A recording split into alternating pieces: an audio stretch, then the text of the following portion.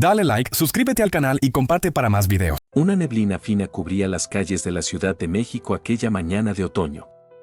Carlos Slim Melú conducía su auto importado por las avenidas de la capital, con el radio encendido en volumen bajo, tocando una vieja canción de José Alfredo Jiménez. Los últimos meses habían sido intensos con reuniones de negocios por todo el país, pero el cansancio comenzaba a pesar sobre sus hombros. Solo quería llegar al hotel, descansar un poco antes de la junta de la tarde, tal vez llamar a sus hijos y a Soumaya, su difunta esposa que aún extrañaba profundamente. El tráfico se detuvo repentinamente. Un accidente más adelante bloqueaba Paseo de la Reforma. Carlos suspiró, mirando el reloj en el tablero del auto. Ya pasaban las 10 de la mañana y tenía una reunión importante al mediodía. El chofer tenía día libre y ahora lamentaba haber decidido manejar solo. Impaciente, apagó el motor y bajó la ventanilla para sentir mejor el aire fresco de la mañana.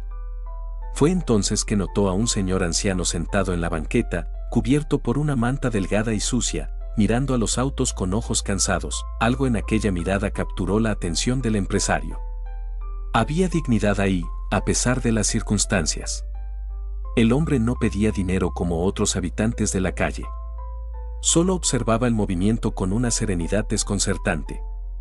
Carlos se encontró observando a aquel señor por más tiempo del que pretendía. Había algo familiar en su rostro arrugado, en su mirada distante. Una sensación extraña se apoderó de él, como si aquel encuentro no fuera mera coincidencia. El anciano tenía aproximadamente 70 años, pero su rostro marcado sugería una vida difícil. Sus manos callosas sostenían un pequeño radio de pilas que tocaba justamente una canción de Vicente Fernández. Volver, volver sonaba bajito, creando un contraste melancólico con la escena. El empresario observó aquella escena por algunos minutos, sumergido en pensamientos. Recordó su propia infancia, humilde en el centro histórico, de cómo la vida podría haber tomado rumbos completamente diferentes si no fuera por su visión para los negocios y la suerte que tuvo. En aquel momento, sentado en su auto de lujo, se sintió conectado con aquel desconocido de alguna forma inexplicable. El hombre sin hogar levantó el rostro y, por un momento, sus miradas se cruzaron.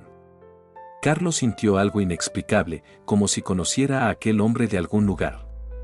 Un escalofrío recorrió su espina. Impulsivamente llamó al señor con un gesto. «Buenos días, ¿está escuchando a Vicente Fernández ahí?» El anciano pareció sorprendido con el acercamiento. Analizó a Carlos por algunos segundos como si tratara de reconocerlo también. Entonces, sonrió con dientes faltantes y se acercó al auto con pasos lentos, apoyándose en un bastón improvisado hecho de un pedazo de madera. «Es lo único bueno que me queda, patrón. Esta música me recuerda tiempos mejores, tiempos en que yo también tocaba guitarra en las fiestas de mi pueblo». La voz era ronca pero educada, sin el tono típico de quien pide limosnas. Carlos se sintió conmovido por la dignidad de aquel hombre. Había una musicalidad en la forma como hablaba, el acento norteño que recordaba sus propias raíces. «¿Entonces usted también es músico?» «Fui, mi jefe, fui hace mucho tiempo atrás, antes de que la vida tomara otros rumbos». El tráfico continuaba detenido sin previsión de normalización.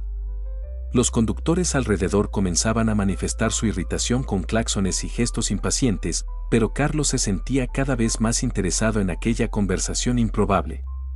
Algo lo impulsó a continuar aquel diálogo. Se presentó simplemente como Carlos, sin revelar completamente su identidad, y preguntó por el nombre del señor. «Joaquín Herrera, a sus órdenes. Ya fui músico también, ¿sabe? Tocaba guitarra en las fiestas de mi pueblo, hace muchos años. Llegué hasta a componer algunas rancheras, nada que haya quedado famoso».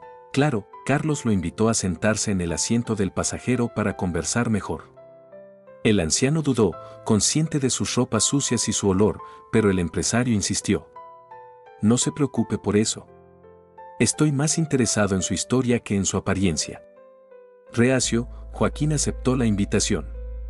Al entrar al auto, sus ojos recorrieron el interior lujoso con una mezcla de admiración e incomodidad. Carlos encendió el aire acondicionado y ofreció una botella de agua a su invitado, quien la aceptó con gratitud.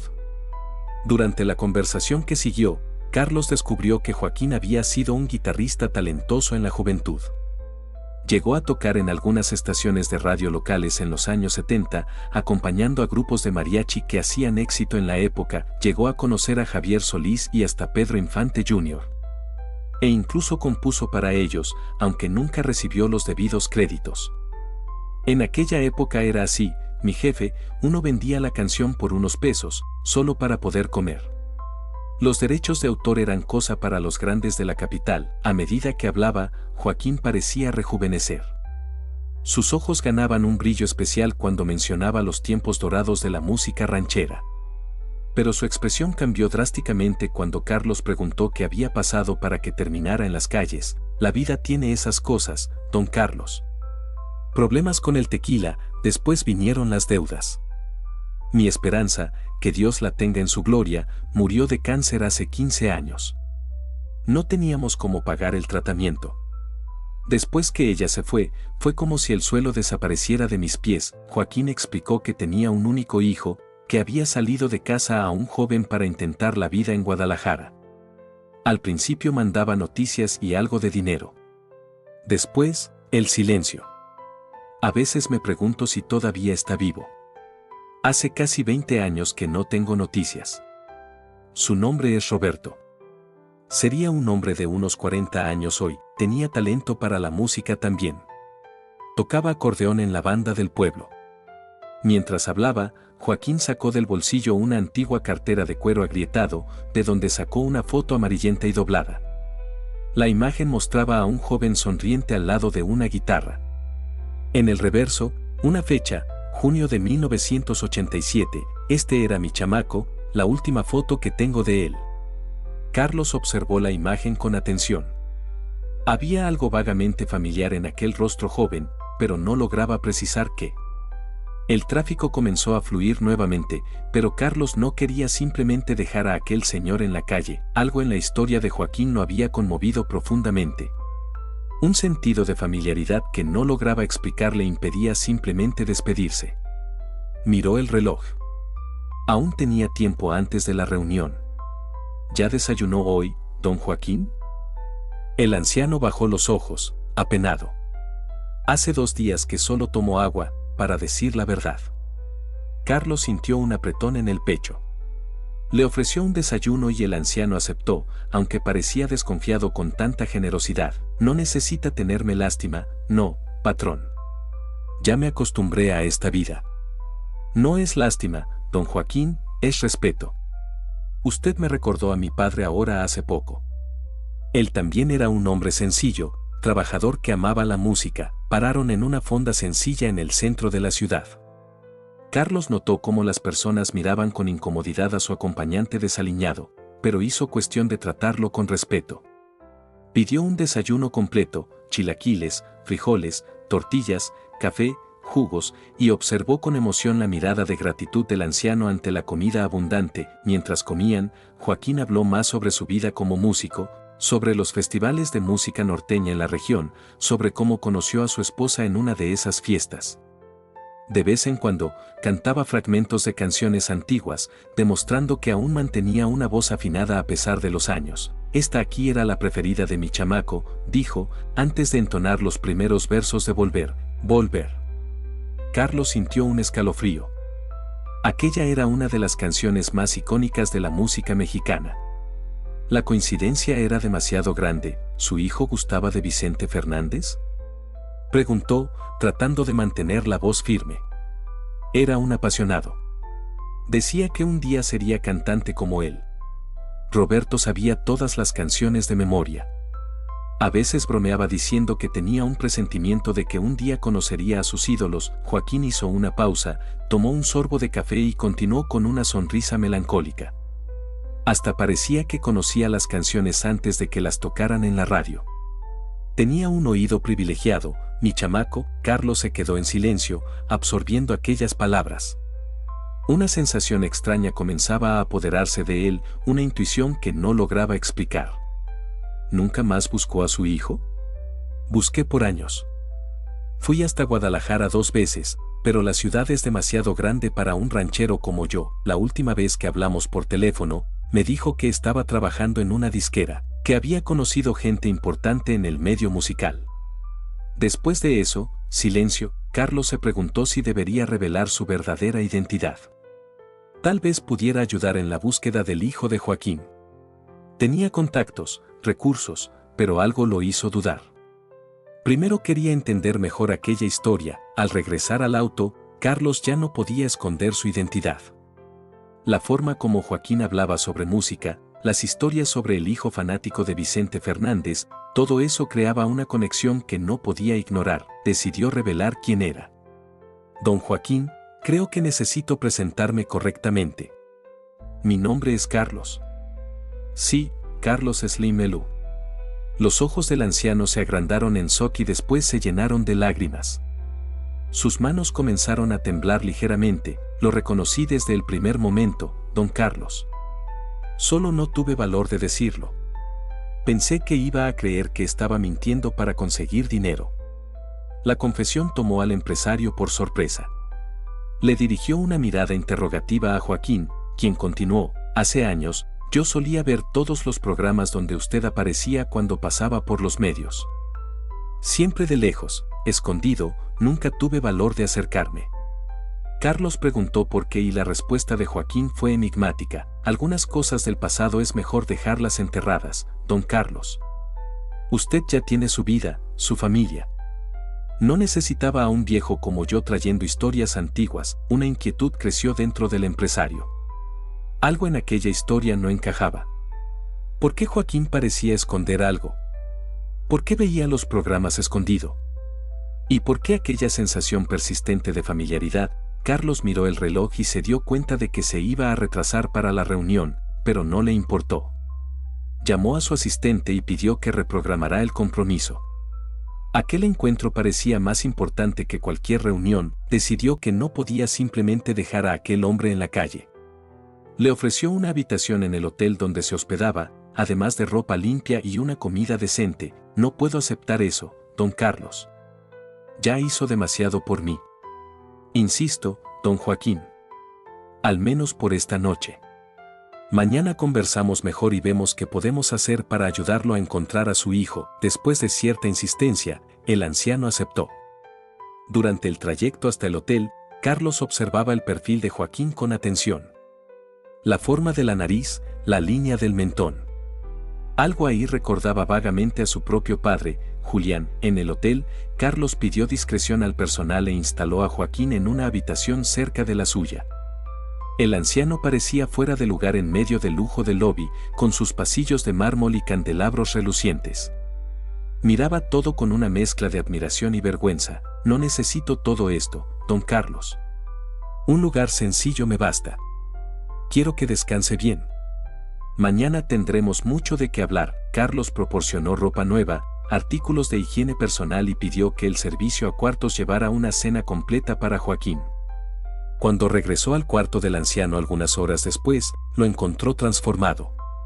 Limpio, afeitado y con ropa nueva, parecía 10 años más joven, pero aún llevaba en la mirada aquella mezcla de gratitud y secreto. Durante la cena en el cuarto, continuaron la conversación. Carlos habló sobre su familia, sus hijos y cómo la muerte de su esposa Soumaya había cambiado su vida para siempre. Joaquín escuchaba atentamente con un extraño brillo en los ojos. La familia es el bien más preciado que tenemos, dijo el anciano con la voz embargada. Nunca debemos abandonar a los nuestros, aun cuando no estemos de acuerdo con sus caminos. Carlos sintió que había algo más en aquellas palabras. Mencionó a su padre, Julián, y como siempre había sido un hombre de principios rígidos pero justo. Al escuchar el nombre, Joaquín pareció estremecerse ligeramente. ¿Su padre aún vive? Desafortunadamente no. Falleció hace algunos años. El anciano bajó los ojos como si absorbiera la información con dificultad. Carlos decidió que al día siguiente buscaría ayuda para Joaquín. No podía dejarlo volver a las calles. Además, tenía la impresión creciente de que había una conexión más profunda entre ellos, algo que aún no lograba comprender totalmente. Antes de despedirse, preguntó: ¿usted dijo que conoció a mi padre? Joaquín dudó, jugueteando con la servilleta entre los dedos. Conocí mucha gente a lo largo de la vida, don Carlos. México es grande, pero todo mundo acaba encontrándose en algún momento. La respuesta evasiva solo aumentó la curiosidad del empresario. Decidió no presionar en aquel momento, pero estaba determinado a descubrir cuál era el secreto que Joaquín guardaba. A la mañana siguiente, Carlos despertó temprano y fue a verificar cómo estaba Joaquín. Encontró al anciano sentado en la cama, ya vestido, mirando por la ventana con expresión pensativa. Parecía haber dormido poco. Buenos días, don Joaquín. ¿Cómo pasó la noche? Bien, gracias. Hacía tiempo que no dormía en una cama tan cómoda, había una tensión palpable en el aire. Carlos percibió que Joaquín parecía estar librando una batalla interna. Don Carlos, necesito contarle algo importante antes de aceptar más de su ayuda. El empresario se sentó a su lado, sintiendo que estaba a punto de escuchar algo que lo cambiaría todo. Yo no soy solo un fanático o un músico fracasado. Conocí a su padre, Julián, muy bien. Carlos sintió el corazón acelerarse. Joaquín continuó, su voz ahora firme. De hecho, Julián y yo fuimos como hermanos en la juventud. Crecimos juntos en el mismo barrio, pescábamos juntos en Xochimilco, aprendimos a tocar guitarra con el mismo maestro, soñábamos con las mismas cosas. Joaquín hizo una pausa, como si buscara fuerzas para continuar. Pero tuvimos una desavenencia terrible por causa de su madre, Elena. La revelación cayó como una bomba. Carlos sintió el estómago hundirse. Joaquín explicó que él y Julián habían sido mejores amigos en la juventud, pero ambos se enamoraron de la misma joven, Elena Torruco, una muchacha de belleza extraordinaria que había llegado al barrio para trabajar como maestra. Su padre y yo competimos por la atención de ella, cada uno a su manera. Yo con mis canciones, él con su manera decidida y trabajadora. Al final, Elena eligió a Julián, y yo acepté la derrota. Joaquín contó que salió del barrio poco después, con el corazón partido, se casó años después con Esperanza, una mujer sencilla y bondadosa, y tuvieron un hijo. Años después, cuando regresó a la ciudad natal, ya casado y con un hijo pequeño, hubo un reencuentro tenso con Julián que resultó en una ruptura definitiva. Su padre me acusó de tratar de reconquistar a Elena, lo que nunca fue verdad.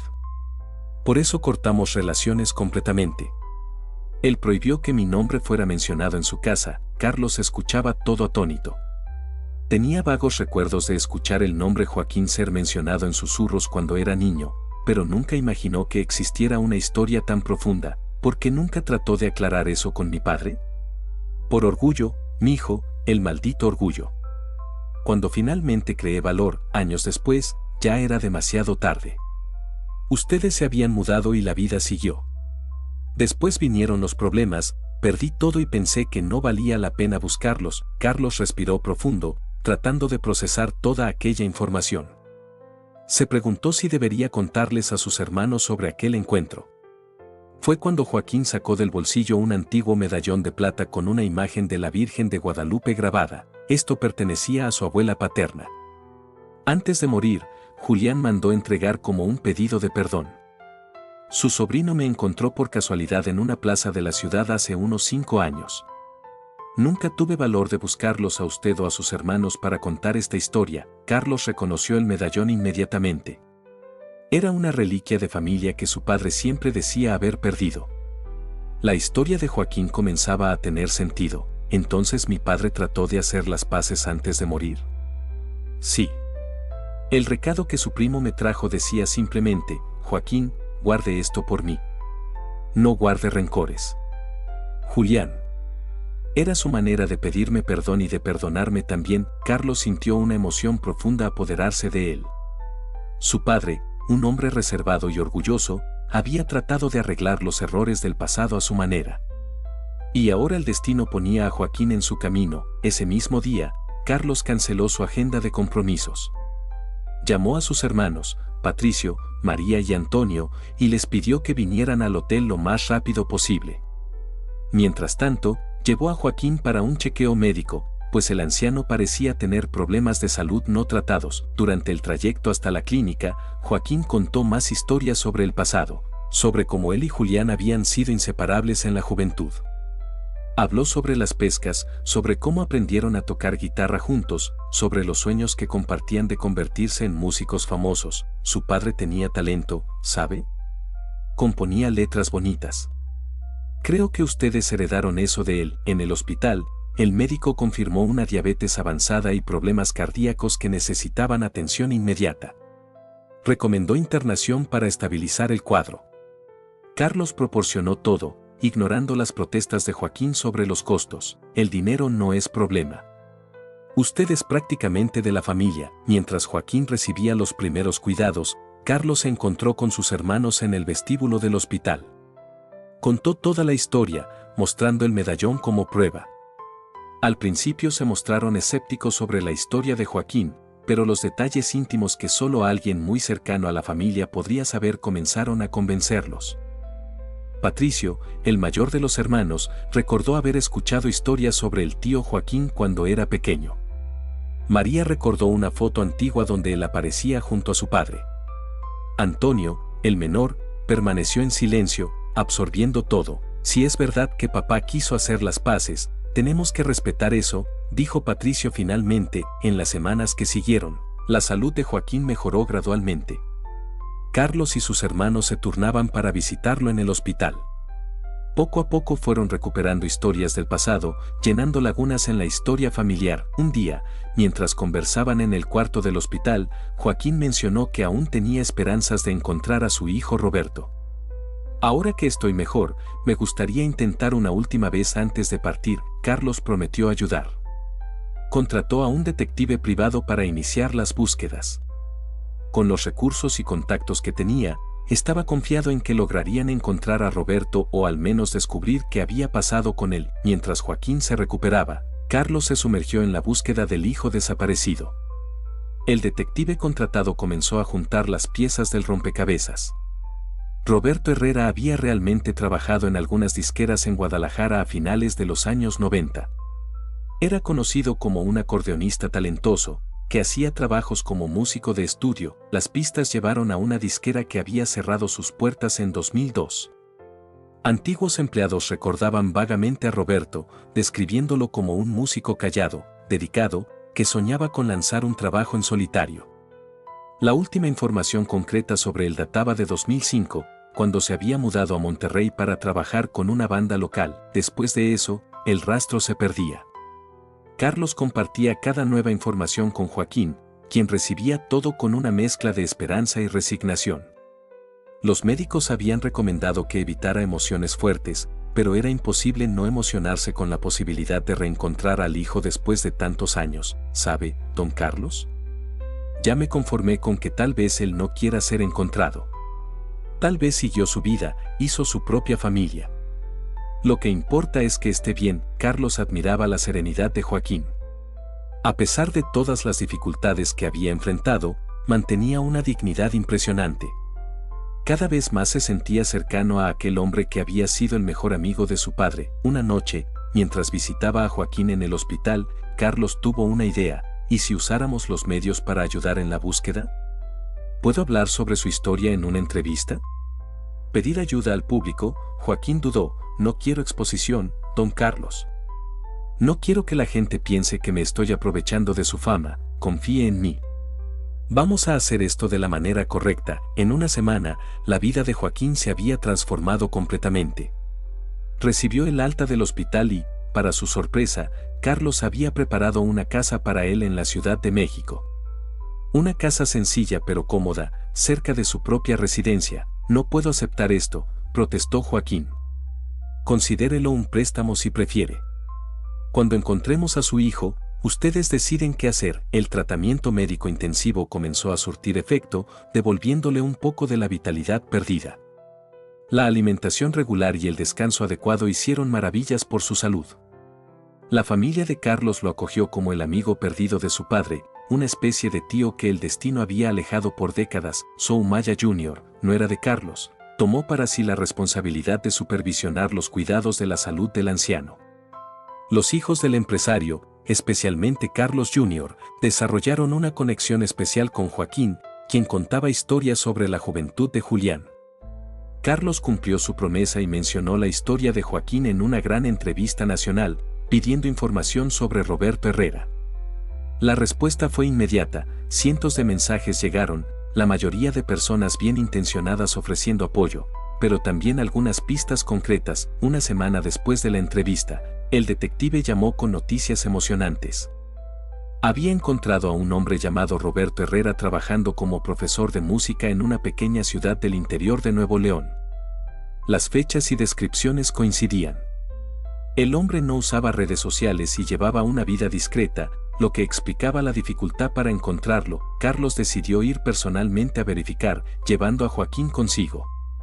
El viaje en auto hasta Nuevo León fue lleno de conversaciones profundas, recuerdos y expectativas. Joaquín alternaba entre momentos de euforia y ansiedad. ¿Y si no quiere verme? ¿Si está enojado porque no lo encontré antes? Vamos a descubrirlo juntos. Lo importante es que estamos intentando. Llegaron a la pequeña ciudad norteña al final de la tarde. Siguiendo la información del detective, fueron hasta una escuela de música local. El edificio sencillo, pintado de blanco, albergaba algunas salas de clase. Una placa en la entrada indicaba: Conservatorio Musical Santa Cecilia, director, profesor Roberto Herrera. Joaquín sintió las piernas flaquear. Carlos lo apoyó mientras entraban al edificio. Una joven en la recepción informó que el profesor Roberto estaba dando su última clase del día y sugirió que esperaran.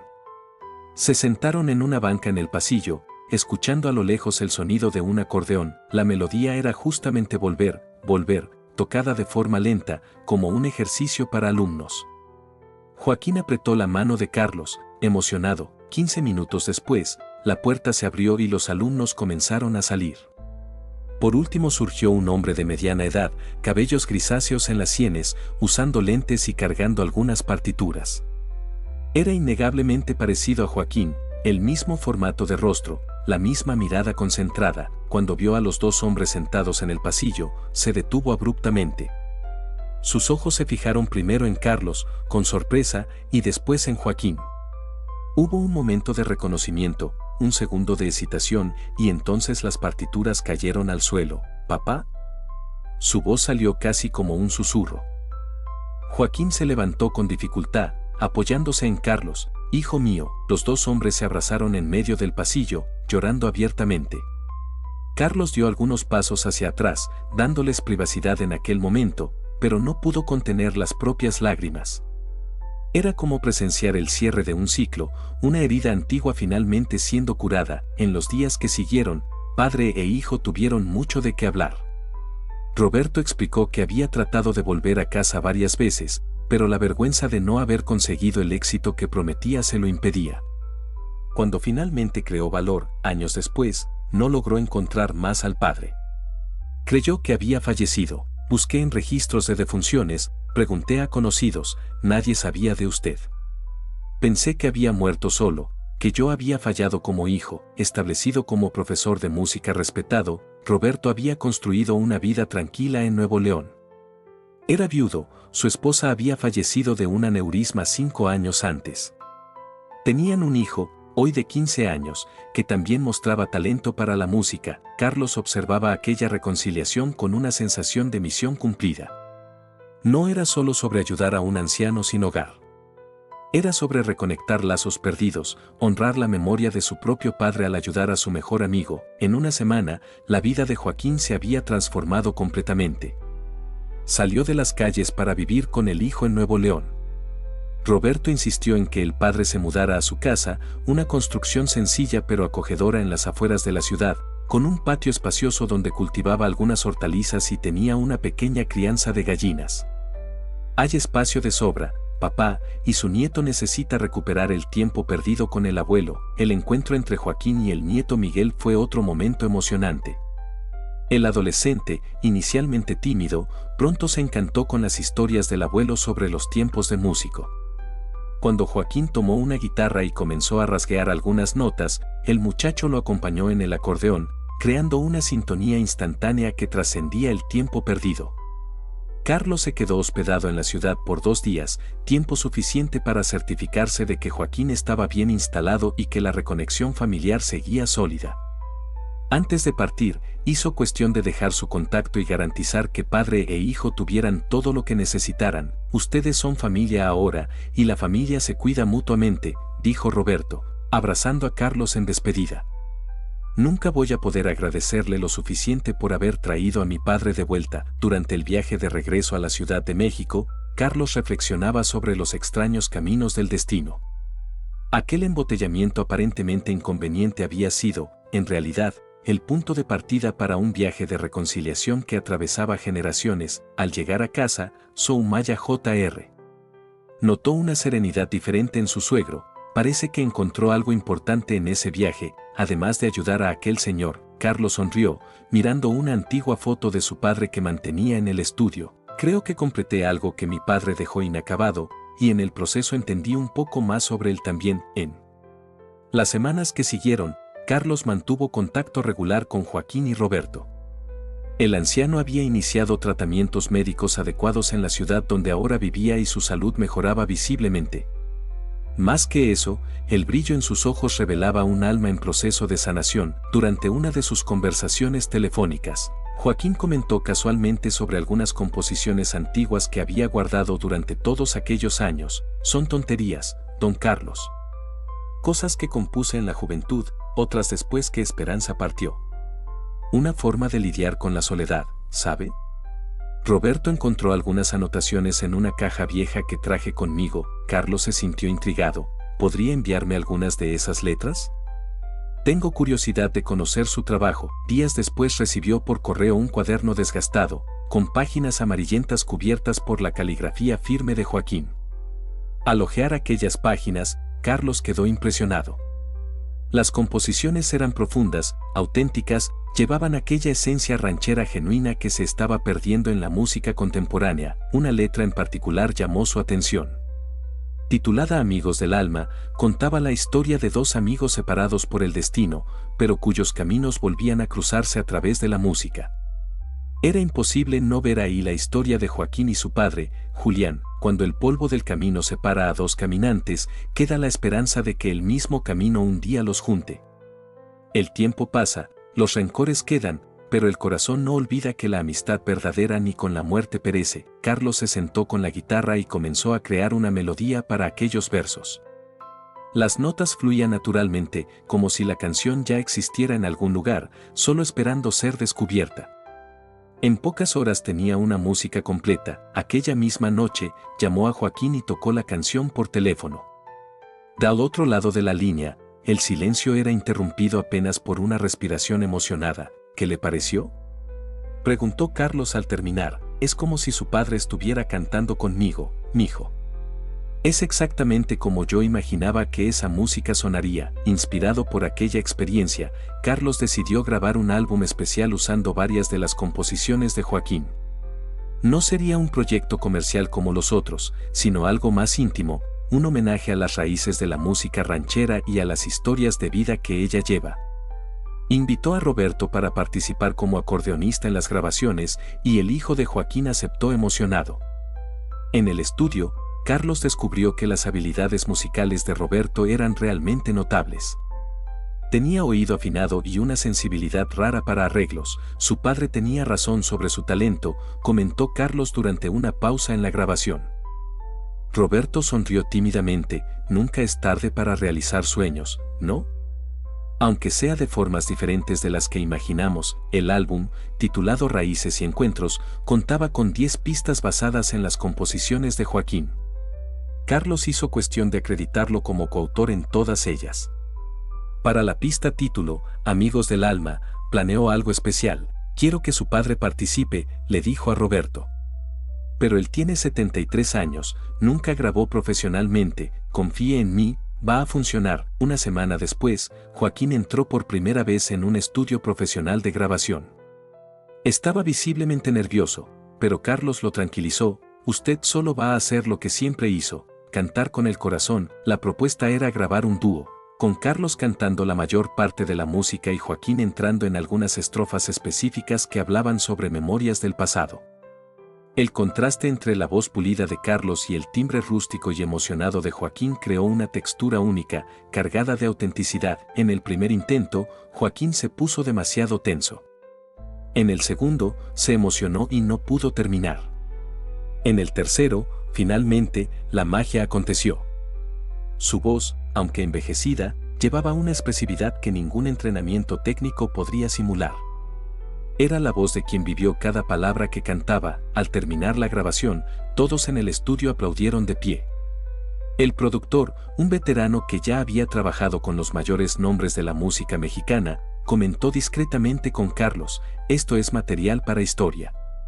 Es lo más genuino que grabé en los últimos 20 años. Mientras el álbum era finalizado, Joaquín continuaba su recuperación en Nuevo León. Los exámenes mostraban que, con el tratamiento adecuado, su diabetes estaba controlada y la salud cardíaca mejoraba gradualmente.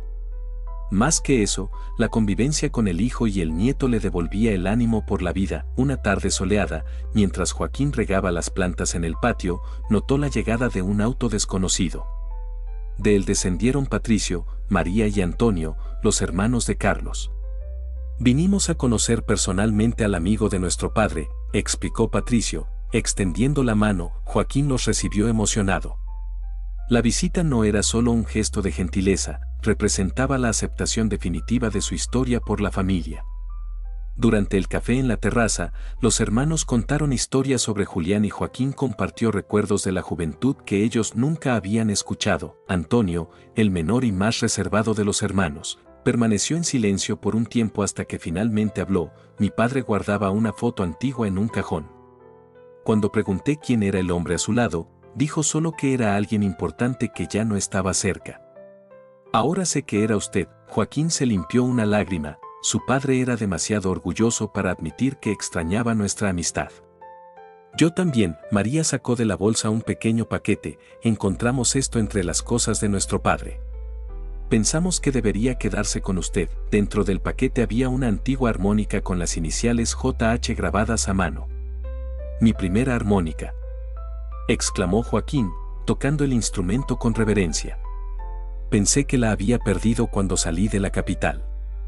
Su padre la guardó todo este tiempo. Aquel simple objeto musical era la prueba definitiva de que, a pesar de las desavenencias, el vínculo entre los dos amigos nunca se había roto realmente. 3 meses después, Carlos organizó un evento especial para el lanzamiento del álbum Raíces y Encuentros. No sería un gran show en estadio como solía hacer, sino una presentación íntima en un teatro tradicional de la Ciudad de México. La prensa recibió con curiosidad el anuncio de este proyecto tan diferente en la carrera del empresario. En las entrevistas previas, se generó expectativa, especialmente cuando Carlos reveló que el álbum era basado en las composiciones de un antiguo amigo de su padre, que había reencontrado por casualidad. En la noche del evento, el teatro estaba lleno. En la primera fila, Joaquín se sentaba entre Roberto y Miguel, visiblemente emocionado. La familia de Carlos ocupaba el resto de la fila, sus hijos, nietos y los hermanos con sus respectivas familias. Carlos inició el show hablando sobre cómo aquel proyecto había surgido. A veces la vida nos sorprende con encuentros que parecen accidentales, pero que llevan un propósito mayor. Este álbum nació de uno de esos encuentros que me reconectó con una parte de la historia de mi familia que estaba perdida. Las canciones, que mezclaban el estilo característico de Carlos con la esencia de la música ranchera raíz, fueron recibidas con entusiasmo por el público. Los críticos presentes anotaban frenéticamente sus impresiones. Estaba claro que presenciaban algo especial. Al final del show, para la última música, Carlos hizo un anuncio inesperado. Para cerrar esta noche tan especial, quiero llamar al escenario al verdadero compositor de Amigos del Alma, el hombre cuya historia inspiró todo este proyecto, Joaquín Herrera. Bajo aplausos calurosos, un Joaquín nervioso pero determinado subió al escenario con pasos lentos. Carlos le entregó una guitarra especialmente preparada para la ocasión. Esta es su música, su historia. Vamos a cantarla juntos. Los primeros acordes de Amigos del Alma llenaron el teatro. Joaquín, inicialmente dudoso, encontró su voz y su confianza a medida que la música avanzaba. El dúo improvisado entre el veterano músico amateur y uno de los mayores nombres de los negocios mexicanos creó un momento de rara autenticidad. En los bastidores, abrazados, Carlos susurró al oído de Joaquín: mi padre estaría orgulloso de ver que finalmente hicieron las paces. Joaquín solo asintió con lágrimas en los ojos. El círculo estaba cerrado, el perdón concedido y una nueva historia comenzaba a escribirse, ya no de separación, sino de reencuentro y redención. 1 año se había pasado desde aquel encuentro fortuito en el embotellamiento. Raíces y Encuentros se había convertido en un fenómeno inesperado, aclamado por la crítica, indicado a premios importantes y, sorprendentemente, conquistando un público joven que redescubría, a través de aquellas canciones, la esencia de la música ranchera tradicional. Joaquín, ahora de 74 años, vivía una realidad que jamás imaginó posible. Vivía en una casa cómoda, compartida con Roberto, tenía su salud bien cuidada y, lo más importante, estaba reconectado con la familia y la música. Frecuentemente recibía cartas y mensajes de fanáticos que se identificaban con su historia. Carlos había invitado a padre e hijo para una participación especial en su gira nacional, reservando un segmento del show para presentar algunas canciones del álbum colaborativo. Roberto, quien mantenía su trabajo como profesor de música, sacaba licencias ocasionales para acompañar los shows más importantes. En una tarde tranquila, mientras Carlos y Joaquín tomaban café en la terraza de la casa en Nuevo León, el anciano comentó, ¿sabe? A veces me pregunto si fue la casualidad o su padre quien dio un modo de ponernos en el mismo camino aquel día. Carlos sonrió, conmovido con la idea. Tal vez su padre, de alguna forma, había orquestado aquel encuentro para reparar una vieja rencilla. El destino es gracioso. Por años nuestros caminos deben haberse cruzado tantas veces sin que nos diéramos cuenta. Y fue necesario que yo estuviera atrapado en aquel embotellamiento, sin chofer, sin compromisos urgentes, para finalmente encontrarnos. Joaquín asintió con la cabeza, y pensar que aquel día había decidido cambiar mi punto. Por años me quedé en aquella misma plaza, pero aquella mañana algo me dijo que fuera para aquella avenida. Carlos observó el horizonte donde el sol comenzaba a ponerse sobre las montañas norteñas. Eso me hace pensar en cuántos encuentros importantes dejamos de tener por pequeños detalles, por desvíos en el camino, o por orgullo. Si yo no hubiera sido tan orgulloso, podría haber buscado a su padre antes. Podríamos haber resuelto nuestras diferencias, agregó Joaquín. Lo importante es que ahora estamos aquí. Leonardo puso la mano en el hombro del amigo. Y la música que resultó de esto está tocando a personas que ni conocemos. En una noche especial en Guadalajara, en el mayor teatro de la ciudad, Carlos se preparaba para el cierre de su gira. En los bastidores, Joaquín ajustaba el cuello de la camisa nueva, visiblemente nervioso. ¿Después de un año haciendo esto, aún se pone ansioso?, preguntó Carlos con una sonrisa. Cada presentación es como la primera vez, respondió el anciano. Nunca imaginé que a los 74 años estaría en escenarios por todo México. El momento más esperado de la noche era la presentación de Amigos del Alma, que se había convertido en un himno sobre amistad, perdón y nuevos comienzos. Cuando Carlos anunció a Joaquín, la platea aplaudió de pie antes de que él comenzara a cantar. En los palcos especiales, las familias de ambos asistían emocionadas. Miguel, nieto de Joaquín, grababa todo orgullosamente en el celular. A su lado, Carlos Jr., hijo del empresario, comentaba sobre cómo aquella asociación había traído una nueva energía a su padre. Cuando la música terminó, Carlos hizo un anuncio sorpresa. Tengo una noticia especial para compartir con ustedes esta noche. El Instituto Cultural que estamos fundando en la Ciudad de México, dedicado a preservar e incentivar la música ranchera raíz, llevará el nombre de dos grandes amigos, Julián y Joaquín. La platea aplaudió entusiastamente mientras Joaquín, tomado por la emoción, abrazaba a Carlos en el centro del escenario. Aquel proyecto representaba mucho más que un centro cultural, era un legado, una forma de garantizar que historias como la de ellos continuarían inspirando generaciones futuras. En el cierre del show, Carlos invitó a toda su familia y la de Joaquín al escenario. 3 generaciones unidas, simbolizando cómo el tiempo, cuando es guiado por el perdón y el amor, puede curar hasta las heridas más profundas. En los bastidores, después que todos se retiraron, Joaquín tomó el antiguo medallón de la Virgen de Guadalupe que había pertenecido a la familia de Julián. Creo que llegó la hora de devolver esto. Cumplió su propósito. Carlos negó con la cabeza. No, don Joaquín. Usted debe guardarlo. Fue un regalo de mi padre. Una forma de él decir que, a pesar de todo, ustedes siempre serían familia. Joaquín miró el medallón por un largo momento, después lo guardó nuevamente junto al pecho. Entonces voy a guardarlo por nosotros dos, por toda nuestra familia. Y así, lo que comenzó como un encuentro casual en un embotellamiento se transformó en una historia de redención que unió familias, rescató memorias y creó un legado musical que ultrapasaría el tiempo. probando que nunca es tarde para reconstruir puentes, reconectar corazones y permitir que el perdón abra camino para nuevos comienzos. En la soledad de las calles, Joaquín había guardado sus memorias y composiciones como único tesoro. Ahora se transformaban en el lazo que unía pasado y presente, curando heridas antiguas y construyendo un futuro que ninguno de ellos jamás imaginó posible. El verdadero milagro no estaba apenas en la transformación de la vida de un anciano sin hogar, sino en la forma como aquel encuentro había transformado a todos, recordando que a veces necesitamos perder todo para redescubrir lo que realmente importa. Dale like, suscríbete al canal y comparte para más videos.